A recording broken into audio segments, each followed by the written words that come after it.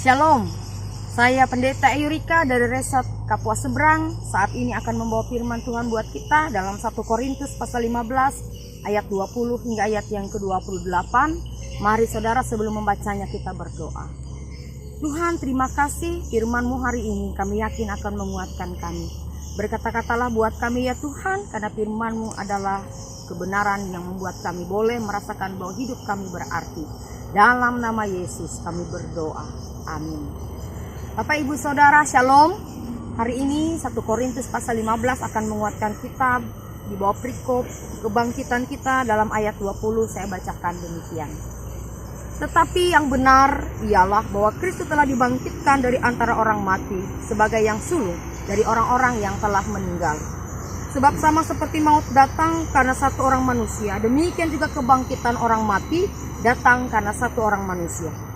Karena sama seperti semua orang mati dalam persekutuan dengan Adam, demikian pula semua orang akan dihidupkan kembali dalam persekutuan dengan Kristus. Tetapi tiap-tiap orang menurut urutannya. Kristus sebagai buah sulung, sesudah itu mereka yang menjadi miliknya pada waktu kedatangannya. Kemudian tiba kesudahannya, yaitu bagaimana ia menyerahkan kerajaan kepada Allah Bapa, sesudah ia membinasakan segala pemerintahan, kekuasaan, dan kekuatan. Karena ia harus memegang pemerintahan sebagai raja, sampai Allah meletakkan semua musuhnya di bawah kakinya. Musuh yang terakhir yang dibinasakan ialah maut, sebab segala sesuatu telah ditaklukkannya di bawah kakinya. Tetapi kalau dikatakan bahwa segala sesuatu telah ditaklukkan, maka teranglah bahwa ia sendiri yang telah menaklukkan segala sesuatu di bawah kaki Kristus, itu tidak termasuk di dalamnya.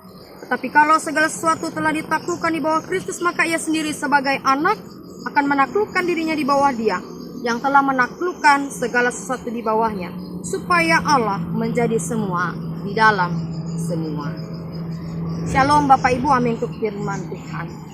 Saudara, dosa yang pada masa lalu telah dilakukan oleh Adam dan Hawa, dan dosa itu meninggalkan untuk kita sebuah warisan dalam tanda kutip, yaitu kematian. Jelas bahwa maut sebagai upah dosa. Namun hari ini kita membaca dalam 1 Korintus pasal 15 ini menyampaikan satu kabar baik, bahwa Yesus itu sudah bangkit dari orang mati, dari antara orang mati sebagai yang sulung, dan kebangkitannya itu menjadi jaminan bahwa kita yang percaya kepadanya pun akan dibangkitkan. Jadi ini jaminan saudara bahwa ia akan bangkit, dan benar ia sudah bangkit saudara. Bapak Ibu terkasih dalam Tuhan,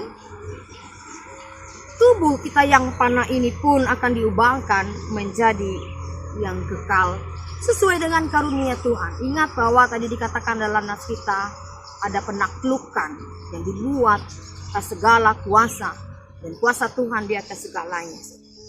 Sehingga kita diubahkan menjadi yang kekal atas dasar karunia-Nya.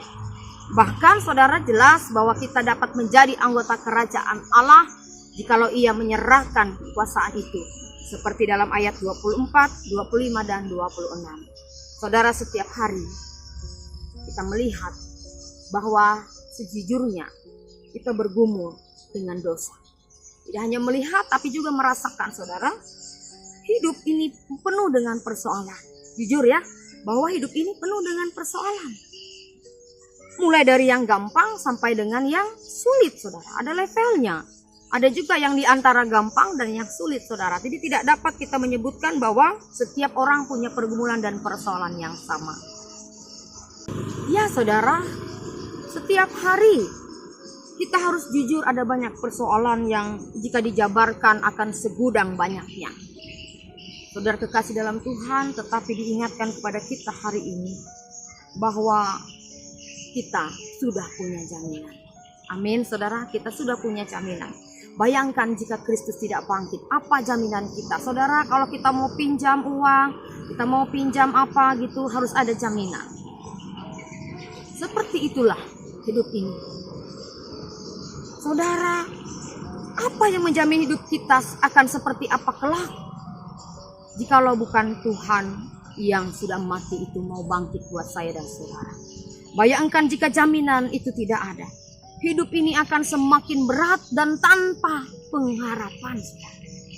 Sederhana saja, seperti apa kita menyikapi hal seperti ini, saudara. Maka janganlah hidup tanpa pengharapan. Pengharapan kita adalah nanti hidup bersama Bapa di rumah yang kekal. Percaya semakin dalam pada Yesus Kristus, terus menjaga kekudusan, menjaga iman, maka kita tetap percaya meski banyak persoalan menderang. Level apapun Tuhan akan menolong kita. Meski banyak persoalan, Tuhan akan menolong saya dan saudara. Percaya ada kebangkitan dan hidup yang kekal. Yesus Kristus sudah beri jaminan, maka jangan sia-siakan. Tuhan Yesus memberkati. Ibu jemaat Tuhan, mari kita naikkan syafaat kita berdoa. Terima kasih Tuhan untuk hadirat-Mu. Engkau Allah yang setia, yang tidak pernah sekalipun meninggalkan kami. Bahkan Engkau hadir dalam segala perkara hidup kami. Allah yang senantiasa menebus kami. Kami berdoa secara khusus Tuhan menaikkan syafaat kami pada saat ini. Untuk keadaan secara khusus seluruh Pulau Kalimantan. Di beberapa tempat Tuhan terjadi bencana, yaitu banjir dan air yang terus meningkat tingginya, bahkan sampai merendam rumah-rumah, lebih-lebih juga rumah-rumah ibadah. Kiranya kami semua dikuatkan dalam iman dan pengharapan pada saatnya air akan surut. Kami semua boleh bersukacita dan kembali menata kehidupan kami. Kiranya kami semua dalam keadaan sehat. Mereka yang diberikan kemampuan untuk menjadi donatur, lebih-lebih juga yang mengelolanya, kiranya juga Tuhan memberkati, menyertai mereka sehingga apa yang mereka berikan sungguh untuk kemuliaan nama Tuhan. Kami doakan pemerintah kami yakin mereka tidak tinggal diam, tetapi mereka juga bekerja dengan cara mereka untuk meringankan apa yang menjadi beban bersama dalam menghadapi hal ini. Kami mendoakan untuk yang sakit, yang berduka cita, bangsa dan negara kami. Tuhan, Engkau melawat kami semua dengan cara-Mu. Kami yakin dan percaya Tuhan, apa yang menjadi beban kami, beban bangsa ini, secara khusus dalam masa pandemi ini Tuhan sendiri akan campur tangan di dalamnya. Kami yakin dan percaya oleh kuasa-Mu Tuhan, kami akan mampu melewati ini semua, bahkan dapat hidup berdampingan dengannya. Dengan tetap kami menjaga hikmat kami, supaya ada hikmat untuk kami tetap menjaga prokes kami. Tuhan, diberkati gereja-Mu sebagai pelita yang menerangi, sebagai pelita yang memberikan cahaya. Kiranya apa yang menjadi tanggung jawab gereja Tuhan, Engkau campur tangan di dalamnya, sehingga kami boleh menjadi perpanjangan tangan Tuhan untuk menyatakan terang-Mu, menyatakan kasih-Mu di antara segala bangsa. Lebih-lebih secara khusus GKE, dalam hal ini seluruh elemen yang ada dari tingkat sinode sampai ke jemaat-jemaat. Tuhan pakai kami secara khusus untuk bahu-membahu. Bersama kami membangun di dalam dan di luar gereja. Bersama kami meningkatkan persaudaraan di dalam dan di luar gereja. Karena sesungguhnya Tuhan, Engkau hadir bahkan dalam bencana sekalipun. Terima kasih Tuhan. Kami yakin jikalau ada yang melewati mulut bibir hamba-Mu ini, Tuhan berkenan Engkau mengetahui segala isi hati dan keinginan serta kerinduan kami. Kepadamu Tuhan kami berdoa dan bersama kami naikkan doa Bapa kami. Bapa kami yang ada di sorga, dikuduskanlah nama-Mu, datanglah kerajaan-Mu, jadilah kehendak-Mu di bumi seperti di sorga. Berikanlah kepada kami hari ini makanan kami yang secukupnya, dan ampunlah kami akan kesalahan kami seperti kami juga mengampuni orang yang bersalah kepada kami. Jangan membawa kami ke dalam pencobaan, tapi lepaskanlah kami daripada yang jahat. Karena hanya Engkau yang punya kerajaan dan kuasa dan kemuliaan sampai selama-lamanya. Amin. Dari tepian sungai Kapuas, kami menyampaikan firman Tuhan ini. Shalom.